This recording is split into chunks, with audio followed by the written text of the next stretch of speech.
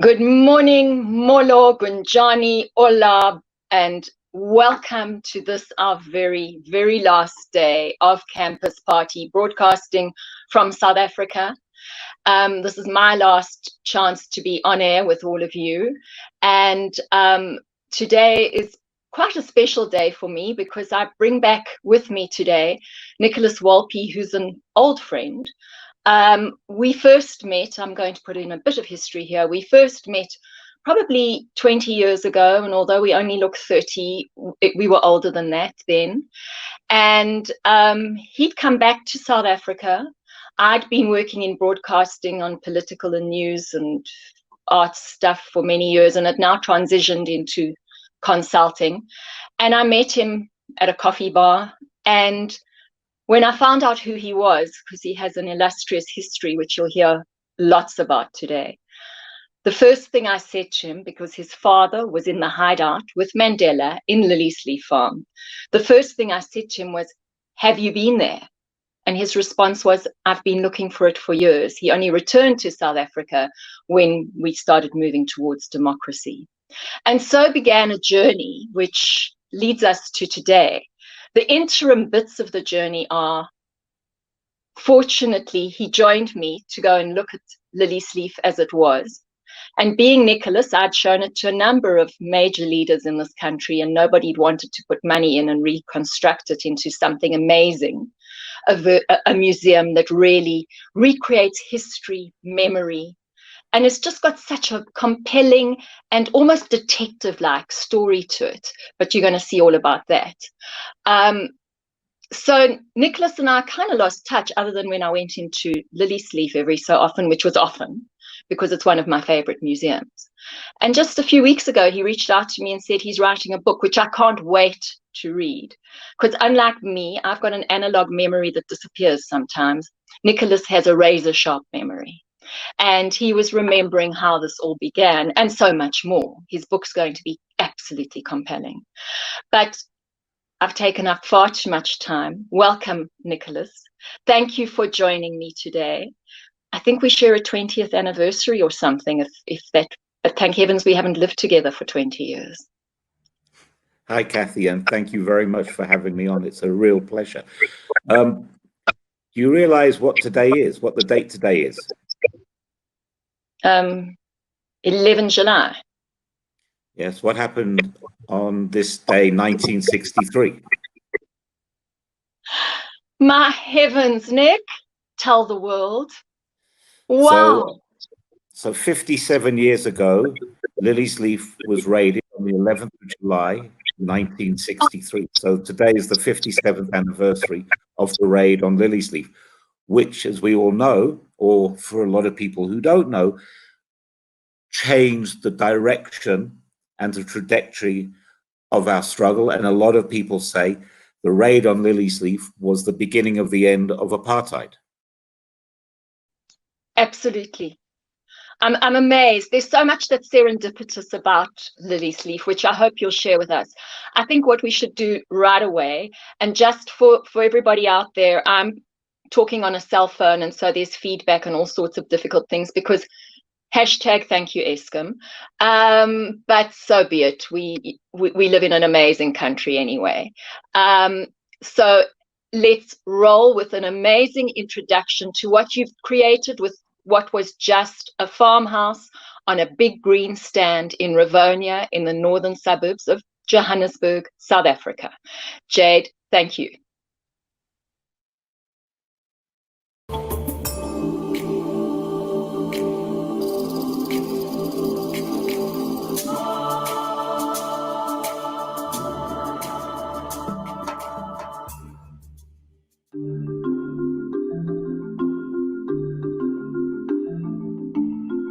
From the early 1500s, cheap African slave labor worked the sugar farms, tobacco plantations.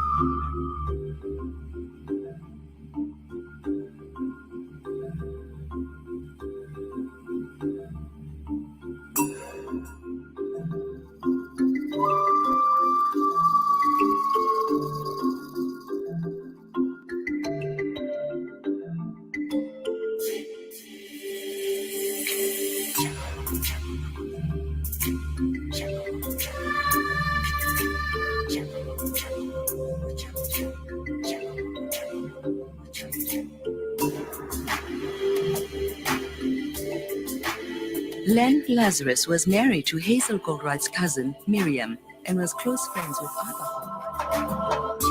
I was sitting in this room. I was sitting in this chair. What's this?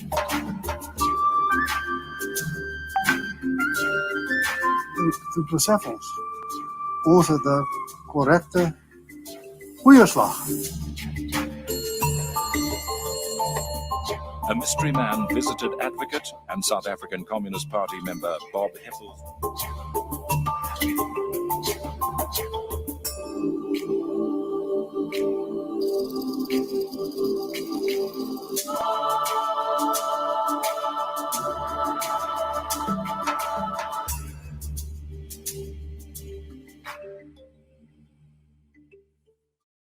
Today, Liliesleaf symbolizes a place of memory and legacy, which is fundamental to our current state.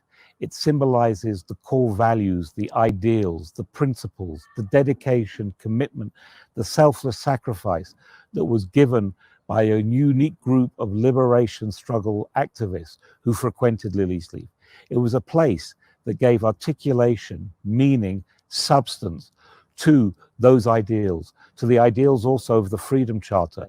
So Liliesleaf, in a nutshell, is a symbol of that struggle. It is an articulation and an expression of what has been achieved today.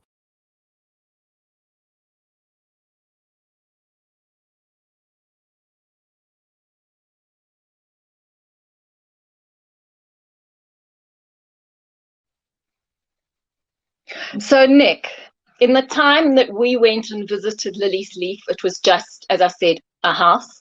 We previously spent time going through the Apartheid Museum, which is another museum in this country where where history's been recreated into amazing exhibits, etc.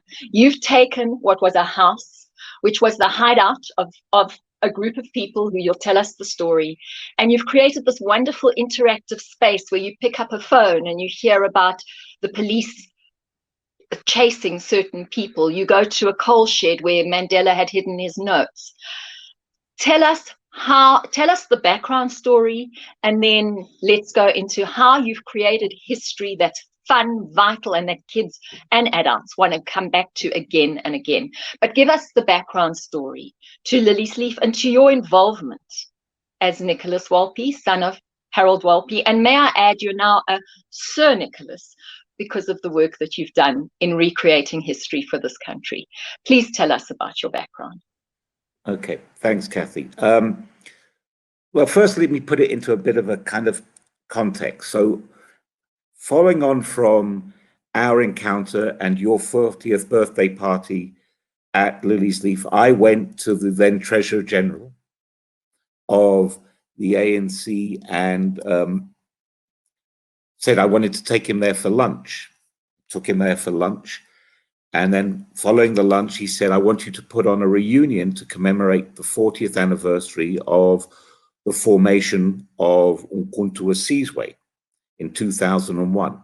So I put on the Rivonia reunion. But while putting on the reunion, I don't know why, but I just suddenly felt there was more to Liliesleaf than just putting on a reunion and for us to leave it to kind of be discarded onto the rubbish heap of history. So I put on the reunion. I negotiated with the 3 property owners, which made up the historical site, the Spanish-style hacienda house, which were the outhouse buildings, and we didn't know if they still existed, the house where the thatched cottage was, where they were arrested on the day, and the main house, which had been turned into a guest house. And on the day of the reunion, someone walked up to me and said, are you aware of something? And eventually I said, put me out of my misery. Please tell me what I should be aware of. And he said, I can't believe you're not aware of this. He said, 40 years ago, your father did the legal purchase to buy Liliesleaf, and 40 years on, you are now buying it back. It's gone full circle, but that's something that was never, ever in my consciousness. I mean, I never thought about that. It wasn't something that was driving me. I had kind of completely put to one side the involvement of my father and his link to Liliesleaf. In fact, as Liliesleaf, the project, commenced, it was only then that I became more and more aware of his involvement. And I remember at one point, my mother recalling a story saying that her mother used to ask her, where is Harold? You know, why is he not here? And her response was, he's out playing bridge. But in fact, he was at Liliesleaf because he was head of military intelligence, and that's where they met. So the project really commenced that very day at Stephanie's in the coffee when me and you were having that coffee, and you asked for the phone book. So that was actually the start of this project. And we didn't know what we were going to find. In fact, there's a wonderful picture taken of me during the day of the reunion. And my mother always used to refer to it as the Rodin thinker. And and she said, you were deep in thought. And looking back now, I think what I was thinking about was, what have I let myself in for? Because really, Liliesleaf had disappeared from the historical edifice of our discussions. It was all about Robben Island and other historical sites, and nowhere was Liliesleaf coming up, or was there a discourse around Liliesleaf? So I was obviously thinking, my God, what have I let myself in for? And then it became apparent when I got the funds to purchase the 3 properties, I went into this kind of deep, dark hole thinking, oh my God, the ANC are going to turn to me and say, you spent 11 million rand and all there is to Liliesleaf is the 11th of July, 1963. What, are you crazy? How do you create an exhibit out of one day? So that was the starting point of the project. The president at the reunion, President Thabo Mbeki, announced the formation of the Liliesleaf Trust. And on the 1st of January 2002, the project kicked off. And from there... So tell us more. Well, I mean, the first couple of years, it was, we weren't really going anywhere. I was working out of an office, because it was at that moment, it was just me. And I was working out of an office in Glen Hove Road. And we got our first bit of funding from Anglo Gold, who gave us, I think, something around like 550,000 rand to do research and interviews. Now, I've got to tell you a wonderful story because it ties in with the interviews we did with Dennis Goldberg to start with Andrew Malangeni, with Ahmed Kathadra, and with Arthur Goldwright, who fronted as the white owner of the property. Nick, I'm going to interrupt you a bit. Yeah. For those who don't know enough about Liliesleaf, yeah, Won't you just go a bit in and tell us a little bit about those people? Because you're so good at name dropping the most famous names in the world. But if you can just give us the reason why Liliesleaf is significant. Okay. So Sharpeville 1960, which was one of those defining moments in our liberation struggle. Now, Sharpeville was, the PAC had stolen a march from the ANC and were going to have a pass burning campaign, which the ANC were going to hold, if my memory serves me correctly, on the 29th of March, 1960. They did it on, the PAC did it on the 21st. And there were demonstrations throughout the country. One of them was at Sharpeville, outside the Sharpeville police station. And it was there where the police opened fire and killed 69 innocent demonstrators. All of them virtually were shot in the back, and most of them were women and children, which created a revulsion around the world, which led ultimately to the banning of the ANC, the banning of the PAC and other formations. And that was the defining moment, because it ultimately enabled the ANC to move to armed struggle. So the movement to armed struggle also coincided with the Communist Party deciding to purchase Liliesleaf in August of 61. And because of the fact that, because the ANC had been banned in 1960, there was nowhere for the Communist Party to meet, because they had been banned in 1950. And so that all the safe houses that they had been using to meet were now being occupied by ANC leaders who had gone underground. So Bram Fischer, who was the chairman of the Communist Party, instructed Michael Harmel and Ahmed Cathadra to go and find a meeting place. And Michael Harmel found Liliesleaf. It was a 28-acre farm in the secluded peri-urban area of Rivonia. And the pretext under which they purchased the farm was that there was a member there was a family member who needed a secure place and a secluded place to recover. The farm was purchased through Navian Pty Limited, which was a company. The sole director was Vivian Ezra. The funds came via Moscow through Zurich into my uncle's law firm's trust account. So it was my uncle with my father who did the legal purchase, and the farm was purchased on the 23rd of August. That's when the check was signed. So next year will be the 60th anniversary of the purchase of Liliesleaf, the 60th anniversary of the formation of MK, the 60th anniversary of the launch of the attacks by MK, as well as the 60th anniversary of that very important speech given by Nelson, where he is interviewed by Brian Woodlake in May of 1961, where he informs and says, the time has come now where we can no longer sit back and allow the violence of the estate to be perpetrated on our people without any response. So that was the very first indications of the move to armed struggle. And the first occupant of Liliesleaf was Nelson Mandela, and he moved there as David Motsemeyer, the gardener in the blue overalls. And I'd like now to tell a lovely anecdotal story about David Motsemeyer. He was an actual client of Nelson's, and he had set up a football league, and he proceeded to embezzle the funds. He was found guilty, but he had paid someone else to take his jail sentence. So he switched with someone else. They discovered it, went out, rearrested David Motsemeyer, put him in prison, and released the guy that he had paid to serve his sentence.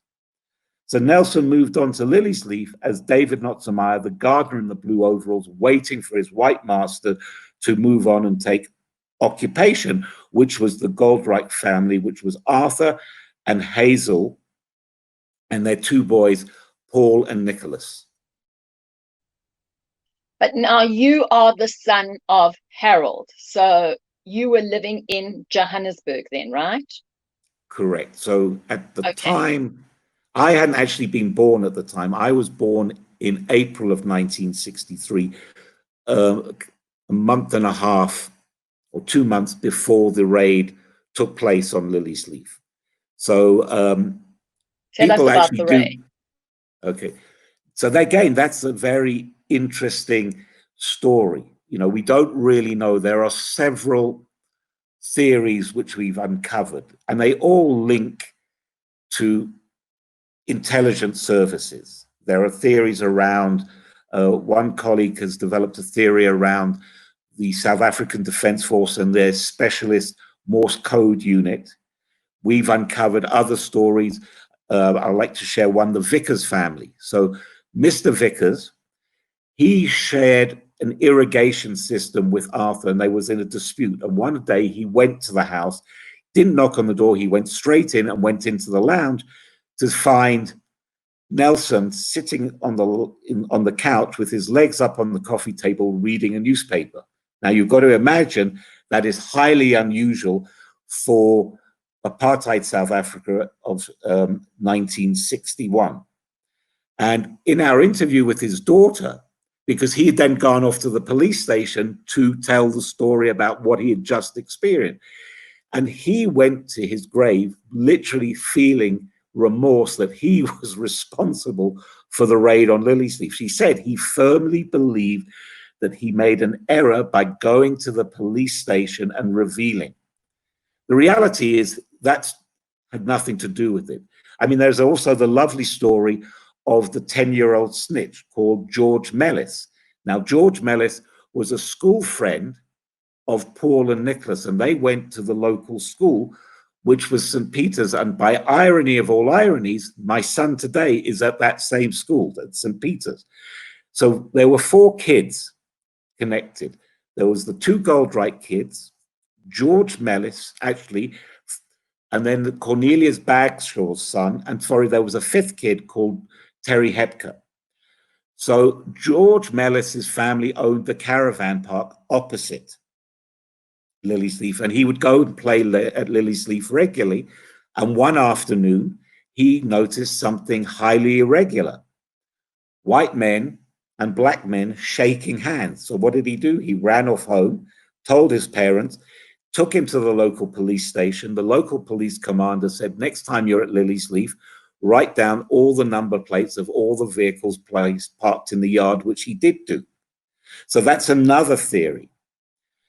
So, the theory, Nick, before you go on with the theory, so Liliesleaf at that point was now a meeting point for all the people who then landed in the treason trial. But in the meanwhile, when we get to the raid story, Mandela had already been arrested. He was no longer at Liliesleaf, but some of his documents were hidden in the coal shed, right? And all of these elements are seen in your museum, correct? Correct. Yeah. I mean, so one of the interesting things, as I mentioned to you at the beginning, you know, I thought, what is there to Liliesleaf? You know, just the 11th of July. So we coined eventually Liliesleaf Uncovered, and you made reference to the book I'm writing. I've called it Liliesleaf Uncovered, the story behind the story, because there is such a kind of mosaic, patchwork of quilt of stories.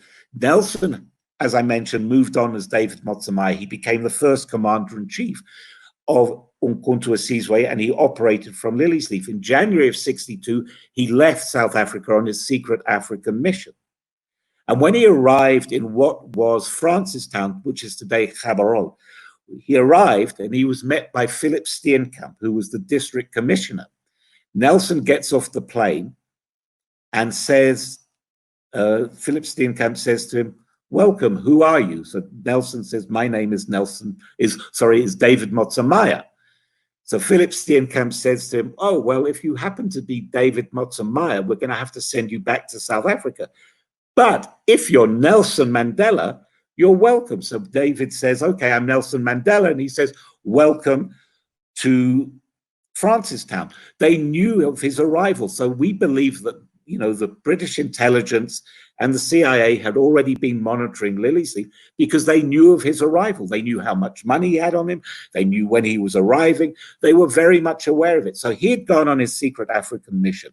While on his African mission, the Congress Alliance, which also was meeting at Liliesleaf, because Liliesleaf evolved from just being the headquarters of the Communist Party and the Secretariat and the Politburo into the high command of the newly formed military wing, and beyond that into the meeting place of the Congress Alliance and its various formations. And it became what I like to call the nexus, the hub, the diaspora of the liberation movement. So while he was traveling through Africa, word got back to the Congress Alliance that he had supposedly been making black nationalist statements. So they summoned him back to Liliesleaf. He arrived back at Liliesleaf. They questioned him on what he had been, the statements that he had purported to be making. Or while he was there, he had buried a semi-automatic Makarov gun, which he had been given to him by his military scientific instructor, Colonel Tedesses, who had been given the gun by Haile Selassie. So it was a gift from Haile Selassie to Nelson, which he had buried at Liliesleaf. And we've got a wonderful story about Arthur Goldreich talking about it. He says, one day he arrived home surprised to see Nelson there. So they left his room and they walked up into the bush of the farm towards Rickfontein Road. And Arthur says, and it was there that he unwrapped his gun, and it looked like a semi-automatic Makarov. And I went to touch it, and Nelson slapped me on my wrist. He wouldn't let me touch it. And that is another interesting story, because that gun faded from the narrative. Because when Nelson visited Liliesleaf in 2003, he said to me, "Have I found your gun?" And so I was so taken aback, I didn't know what to say. And all I could say was, "I'm glad you made reference to it. I've been meaning to ask you, where is it?" And he pointed. And there was a whole lot of argument amongst my professional team saying, "Oh, you two are confused. It was the gun found in his in the car when he was arrested, the revolver." So from Liliesleaf in July of '62, he left and went to brief Chief Lutuli on his African mission. And while he was returning to Liliesleaf, he is arrested outside Howick, and then is charged with the capture site, right? Which is another heritage site. Correct. So he's now charged with inciting riots and leaving the country under a fake name with utilizing a fake passport. So he wasn't at Liliesleaf at the time of the raid. His lawyers were Bob Heppel and Joe Slovo. And while he was being charged, because he's now being charged in Pietermaritzburg, so he's on trial in Pietermaritzburg, he tells them that they must destroy his papers at Liliesleaf, which consists of his diary, his diary of his African trip, and various other documents and papers. One of the documents that he was writing was he was critiquing what it meant to be a good communist, and people thought because of that he was a communist. But there was a decision taken that they didn't want to destroy the diaries and the papers because they felt that they would become invaluable pieces in terms of the future. So they gave the responsibility to Arthur Goldreich. And Arthur, laments for quite a while. He doesn't know what to do. He thinks sending them out of the country or giving them to other people, and he feels that that will put these individuals at risk. So he eventually decides to hide it in the coal shed at Liliesleaf. And again, there's a lovely story. So in 2005, Nelson arrives at Liliesleaf for another one of his visits. And he's met by Arthur. And Arthur's got this wonderful grin across his face. He's looking forward to meeting Nelson. Nelson gets out of the car, and in his wonderful voice, he says, "Oh, Arthur, it's lovely to see you. And thanks to you, I spent 27 years in prison." And Arthur goes from this smile to this ash white. So Nelson jokingly, because, he's got a great sense of humor, suddenly saying to Arthur, "Thank you very much. You hid my papers in the coal shed. And because of my papers being hidden in the coal shed, it was what they were able to tie him to the fact that he was at Liliesleaf." So when they raided Liliesleaf on the 11th of July, 1963, they were over the moon when they uncovered his papers, because someone looked in the coal shed and it looked very peculiar, because they saw how the coal was level at one point and then dropped off. And they thought that's very peculiar. So they decided to rummage through, and that's when they uncovered his papers and were able to link him to Liliesleaf and were able to bring him as accused number one. So on the day of the raid, I mentioned names like Dennis Goldberg, you mentioned Rusty Bernstein, Ahmed Cathadra, Govan and Beckney, Raymond Mashlaba, Walter Sisulu. This was the high command of the leadership. And on the day of the raid, they arrested those individuals along with Bob Heppel and then Arthur Goldreich. And there was also another lovely story that Hillard Festenstein, who was the MK doctor and known as Mr. H, arrived that evening to return a book that he had borrowed from Arthur. So he was completely unaware at the time that the place had been raided. And you hear this, and Arthur is yelling out, they're saying there's someone here to return your book. And Arthur's yelling out, I don't know anyone. Who is this person? And they're saying it's Hillard Festenstein, apparently. And he's yelling, I don't know the guy. Tell him to bugger off.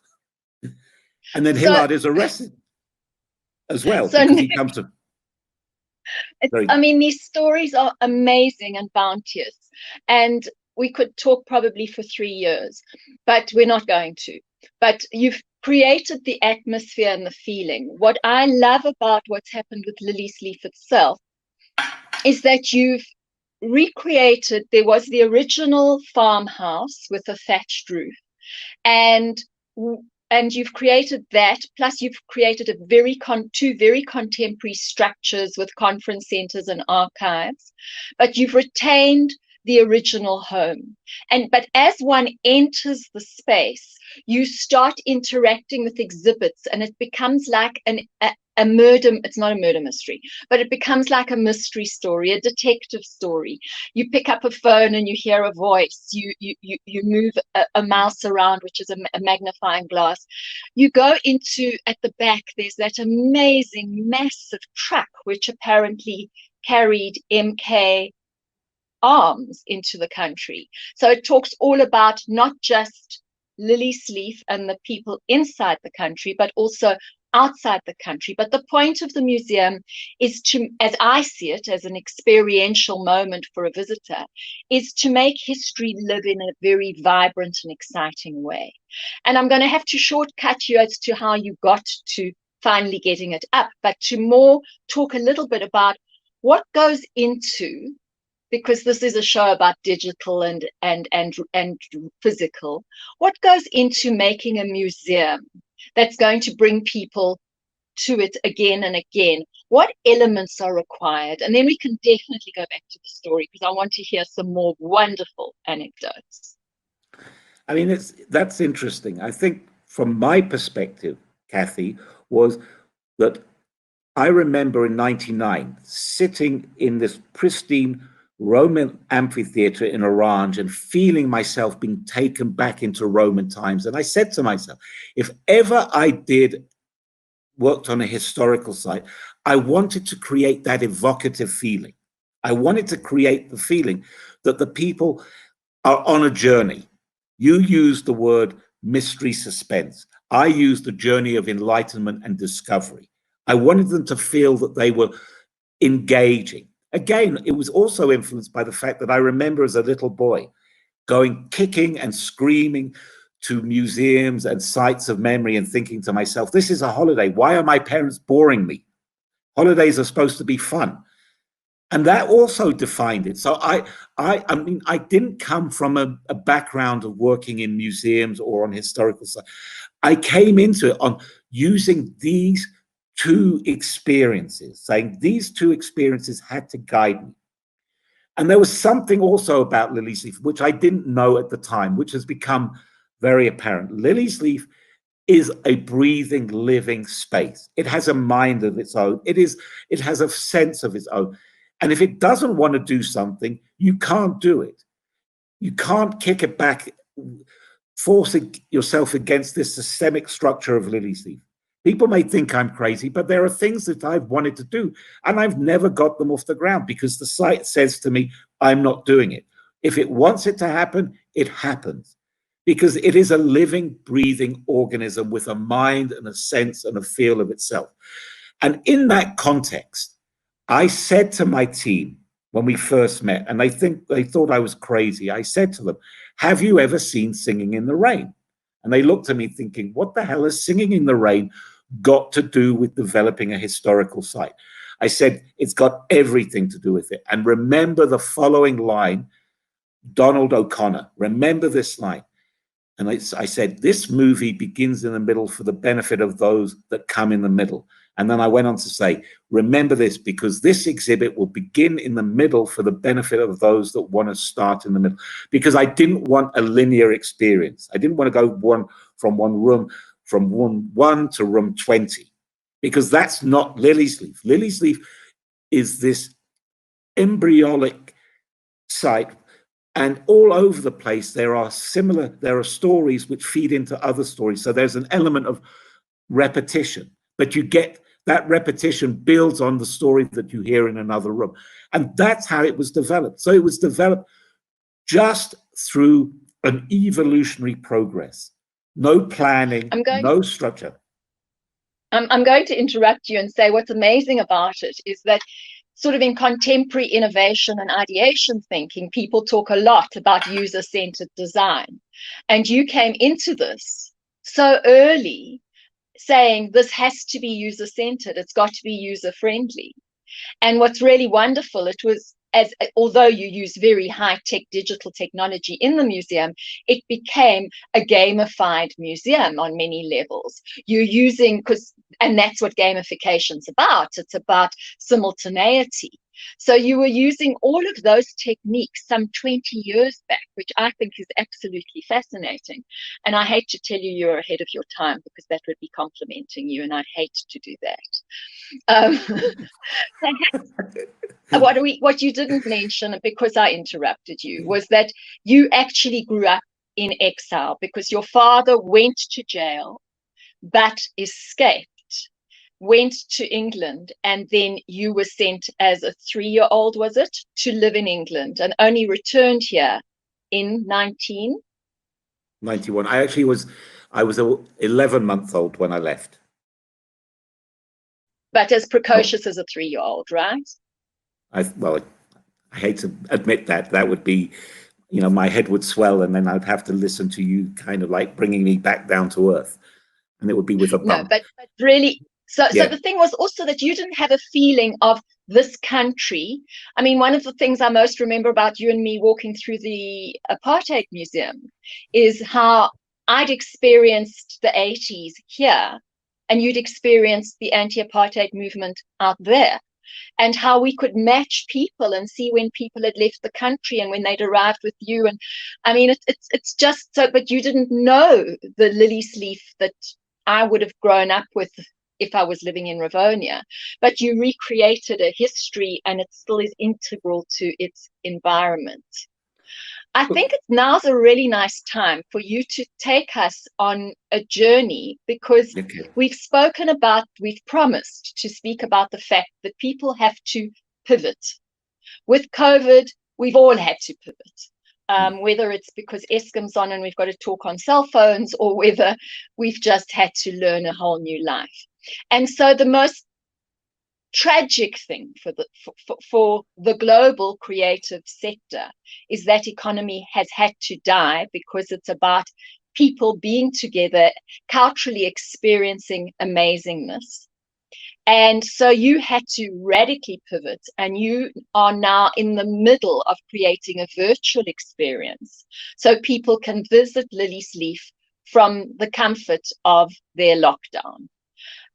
Perhaps Jade will be good enough to share your screen, and you can then just take us through with some comments about how you conceived of this and how it's going, and how the user again will experience Liliesleaf in a digital format. I hope your screen can be shared. In the meanwhile, if you can just tell us, there we go, it's coming up. There we go. So if you'd like to give us some background to what you did with this.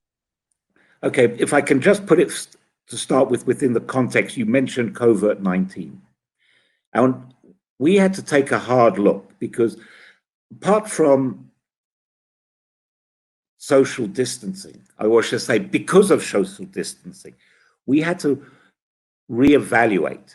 Because one of the problems that we are going to experience is that our rooms at Liliesleaf, as you very much know, are small.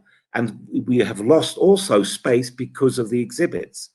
So we're not going to be able to accommodate like we used to, tour groups of 100 and 150, which get broken up into groups of 30. Because with social distancing now, we have to recognize that those rooms can only take a maximum of about 10 people at any one time, and even some rooms less. So we needed to bear that in mind. And so when we started to evaluate the world, we recognized that there were three types of traveler. There would be the traveler that wasn't going to be influenced by COVID-19. There was the traveler that would be influenced by COVID-19 and be concerned and cautious. And then there was the third group, which we called the armchair tourists, who would never travel again or would travel only under exceptional circumstances. So we had to also look at how we were going to address this. And fortunately, we had already started the process with the National Institute for the Humanities, where we wanted to develop an online experience and try and recreate Liliesleaf. And what you're seeing now is the demo of what we have started. So when you go to enter, it takes you originally and then to the thatched cottage, because the thatched cottage is the starting point, because this was predicated and based upon an exhibit that we developed, a mobile exhibit that we developed focusing on the thatched cottage. So we wanted to take that and develop it, but then we decided to broaden it. So from there, you move through the site and you start your journey. And if I can just find how to move it from here. Oh God, I can't remember. I can't seem to get. I went backwards every time, but you can actually go into that and show us some of just that. It will lead you further. There is a hyperlink. It's not coming up. It's not coming up on my screen. I don't know why. So the hyperlink is not coming up. Okay, press the back button and okay. Anyway, that tells us, that shows us enough, and I know that it works. I'm sorry. I've been working with it. So the hyperlink. There we go. Let's try again. See if it does come up. For some reason, the hyperlink is not appearing on my screen. Well, we're using quite complex technology, so I think we've got the feeling, and we've got very little time left. So I think that gives us the sense. And the point is that this history is now richly living in a digital space. And there we go. There's the. So Jade can do it. So yes, if you press Jade, if you go to the house and press there. So that's what we've created. So you then start. So we call these slabs then tell the story. And you can then go into each of those slabs. So you can then learn about it and move around the property and decide where you would like to go and where you would like to experience and what you would like to experience. And that's the objective. So this is the start. So eventually, this is a 5-year program, Kathy. So eventually, at the end of the 5 years, what we want to have created is a situation whereby you actually physically you go into the actual room and you can actually interact with the actual exhibit and open it. So the cabinet of curiosity, you can press on the button, you can engage with the actual exhibits. So the idea is we've recognized that one of the new world orders is going to be the virtual exhibit, that we have to do it virtually. And that is the new way of attractions being experienced, the new way of attractions, of people experiencing attractions, because I come back to it. We have to recognize that there are going to be huge elements or huge swathes of the population who will just not be able to travel. Either they will be too afraid to travel, or travel will become too expensive for them. The days of the cheap airline ticket is going to be a thing of the past. So cost is going to become a factor. And we need to cater for it. Just like with schools are not going to want to be traveling and sending their children out because of the conditions.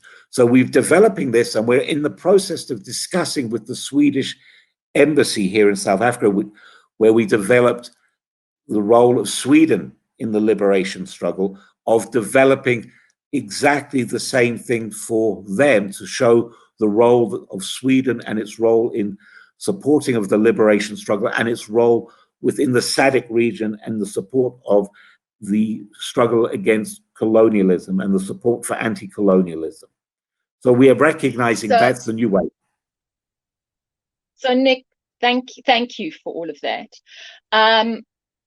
How does a museum survive financially during this time? You need budget. You've got budget to build your virtual museum.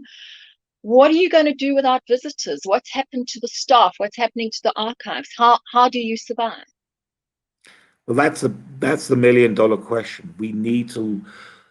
One of the things which we're going to have to start doing is building an endowment, because that's the only way we're going to be able to survive going forward.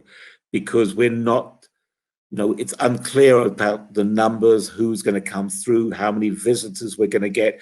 We were also dependent on conferencing, on utilizing the facility for events and other things.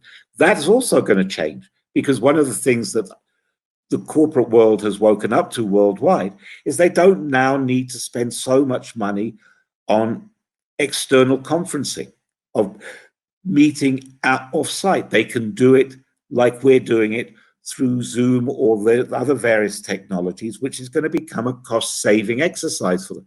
So conferencing, events, functions, those types of things are going to, in our opinion, decrease. They'll still happen, but they're not going to be happening on the same level as they used to. So we have to now start looking at alternative sources of income and how to create those alternative sources of income to be able to support the site and to support the staff. Because Liliesleaf believes very firmly that we cannot just rid ourselves of our staff. They've been extremely loyal. They've been extremely dedicated. They have sacrificed so much. And what Liliesleaf represents today is about the struggle. And we're in a new struggle. So we have to find a way of supporting our staff and ensuring that they are part of the process going forward. Absolutely. So Nick, unfortunately, we're now out of time, and I know you've got so many wonderful stories to share with us. Perhaps just think of one fabulous bon mot before we go off, a short one. Actually, tell me one more story about Nelson Mandela. There has to be another amazing one about Nelson and you. Well, but it doesn't relate to Liliesleaf. It actually relates to a couple of days after he was released from prison. I come home from work, I open the front door, and as I walk through the front door, my mother says, "Oh, Nicholas has arrived home from work. Would you like to speak to him?" And before I know, the phone is being shoved into my hand. I cover the mouthpiece, and I say, "Who is it?" And my mother says, "It's Nelson." And I literally freeze. So I get on the phone and I say, "Hello, Nelson, how are you?" He doesn't answer me. And all he then says is, "Ah, Nicholas, I remember you. You were very sick as a baby. You caused so much anguish for your mother.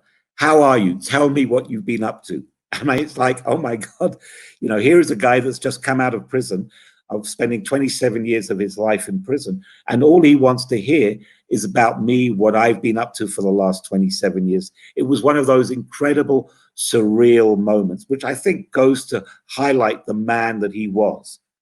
He wanted to hear about everyone else. It was almost as if he wanted to catch up with the past 27 years, to feel that he'd been, those 27 years, he had not missed out, that somehow by hearing these stories, he was being filled in.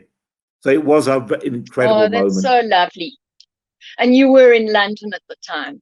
And I don't Correct. want to cap your story, but I'm about to do that, because when he was released, I was fortunate. It was by luck. I was fortunate enough to be working with the Right Broadcast organization, and we got the first interview in his home, which is also a museum today. And he looked up and he said to me, "Oh, Kathy, I've been reading your articles." I'm not convinced he had been, but that is what his quality was, that everybody he made feels so special. So yes, but what a sacrifice for so many people, and for us now to be living in a democratic country, able to talk about reconstructing history. There was so much pain and so much tension on all sides, but I'm so glad that today you and I are together in a very big, connected world, which at times is hugely fractured these days. I only wish you good luck with the Liliesleaf journey for the next 20 years until we speak again. But and we'll still only be 20 or 40, whichever age you thought it was. And for those of you who are watching, please go to the call for ideas, which is on the hyperlink on the upper left-hand corner of the main screen for Campus Party. If you've got an awesome idea, put it in there. If you've got a way to create history, to create museums, throw it in there. Nicholas, if you're looking for funding, throw your idea in there as well.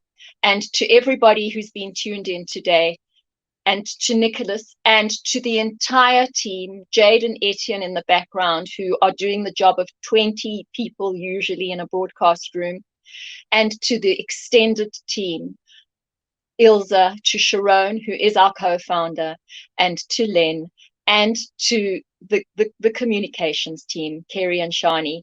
From me, this is my last broadcast, and to the broader Campus Global, thank you all for giving us this opportunity. And from my side, there's lots more today, but from my side, it's till we meet again next year for Campus Party South Africa. And in between, we're going to stay in touch. And Nicholas, thank you so much for sharing this very momentous 11th of July with us on air. Thank you all.